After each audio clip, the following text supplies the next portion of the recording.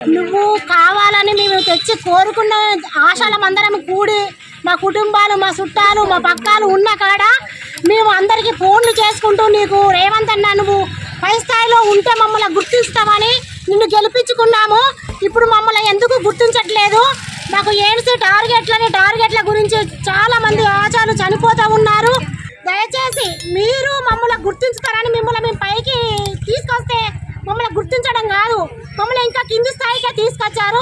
2 నెలల జీతం మీరు వచ్చిన నుండి మమ్మల్ని జీతం ఆపి మా పిల్లలకు చదువులు ఆగుతున్నాయి, ఫీజులు ఆగుతున్నాయి. ఇళ్ళల్లో కిరాయికున్న వాళ్ళకు కిరాయి కట్టుకోలేక వాళ్ళు బాధపడుతూ ఉన్నారు.